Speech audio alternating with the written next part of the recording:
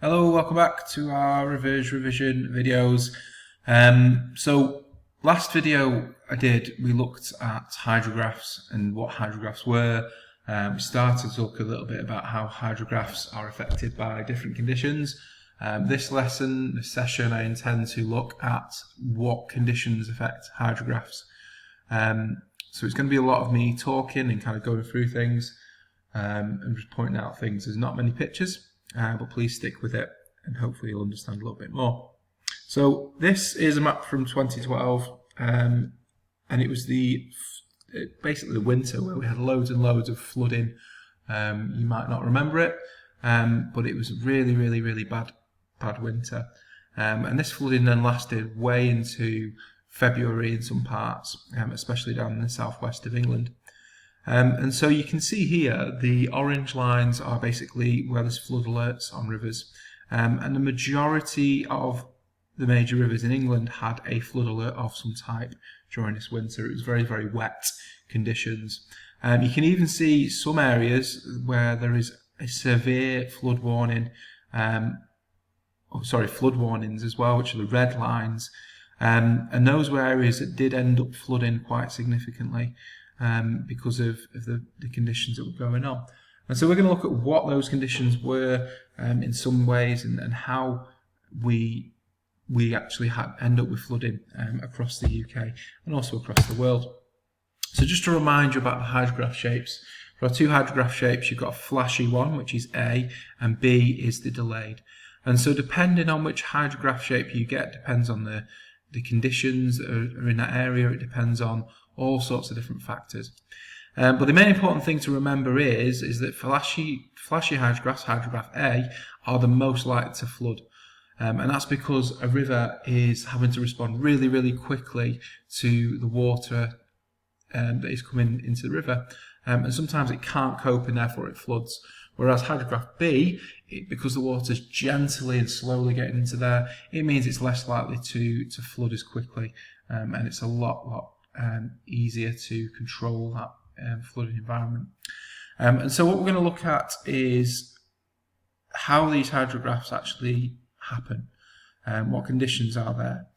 Just one last thing on this slide, the thing at the bottom, it says short lag time and long lag time. So short lag times, if it's a short lag time, it's a flashy hydrograph. And as I said, water takes not a long time, it's quite a fast time to get into the river with a short lag time. And that's why that's so dangerous to have a flashy hydrograph. But then long lag times, it's the opposite. Lots of time to respond to a flood, and also the river is, easily kind of dealing with that water that it's got in it. So what are the conditions that kind of affect a river? Well, there's lots and lots of different categories. Lots of you, when you come up to exam questions on this, will get confused. So there are what we call human factors and physical factors that influence a river and a flood. Okay, so if we're looking on the screen now, you can see an A map. So you will have completed this in lessons or for homework, and there's many different things that cause a river to flood. Remember, the water in a river is called discharge, so I'll refer to discharge quite a lot in this video. But for human factors, we have one main human factor, which is land use. Land use by humans, we have come into areas, we have tarmacked areas, we have concreted areas, we have paved areas, we have put drainage channels in, we have roofs that shed water really quickly into downpipes that go into a sewage system. So we've got lots and lots of things that we have added to the landscape that cause water to get to the river much faster than it normally would in normal natural conditions. And so we as humans influence floods quite a bit. We chop down trees, so deforestation is a cause of flooding. If we chop down trees, it means that the trees cannot intercept or stop that water from getting into the river. Now, it doesn't obviously stop the water entirely, but it slows down the flow of that water. So if we chop down trees, it will influence the speed of water getting into the river and therefore increase the amount of discharge. I've said about urbanisation with buildings and impermeable surfaces, so these surfaces that cannot let water soak in. That means that the water is getting to the river faster, which is causing the hydrograph to respond a lot quicker and create that flashy short lag time that we've looked at. The rest of the conditions are actually natural conditions or physical conditions. So humans only play a small part in flooding. But nature also plays a part in flooding. So the rock type, looking at the yellow boxes, has a massive influence on whether a river will flood. So if it's an impermeable surface, which means that it's not going to let water in, so it's kind of like concrete, that is going to mean that the water is going to flow fast over the surface straight to the river. So it means that the river level, the discharge, is going to increase really rapidly. Permeable surfaces are the opposite. They allow water into the surface. So it's like soil, for example, or sandstone. It soaks that water up, which means that the water's getting into the river slower, and so it makes a delayed hydrograph. Pervious and porous are two other types of condition in a rock. So porous is like on that image there, so lots of pores in a rock. If it's porous, it means that it can trap water, which slows the water down, which therefore creates a delayed hydrograph. But pervious, as you can see there, pervious means it's got lots of cracks in it, which means that the water can flow very, very rapidly through those cracks into the river. So actually pervious rocks can create a flashy hydrograph if you've got lots of them in the landscape around it.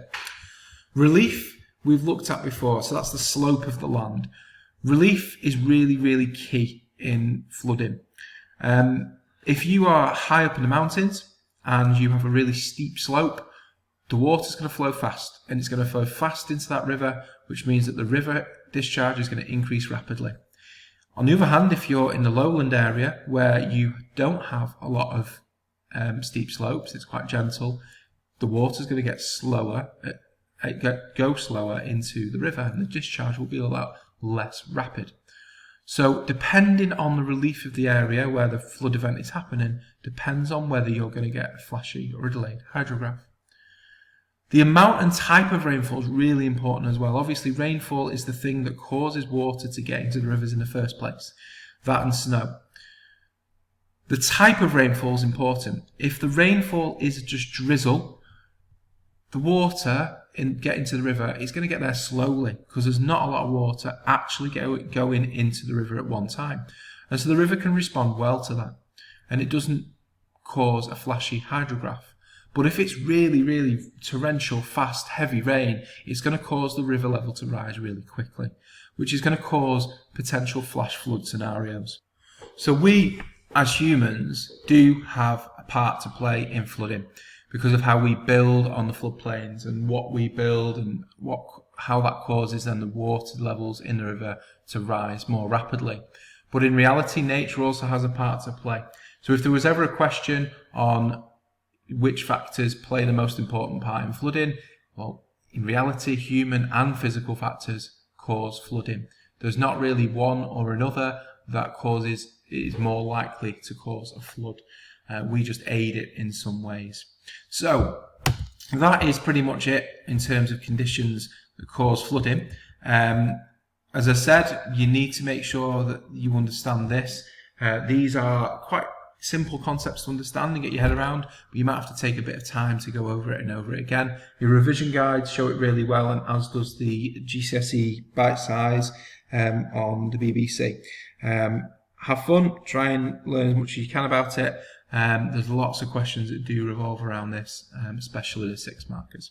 Thanks, see you next time.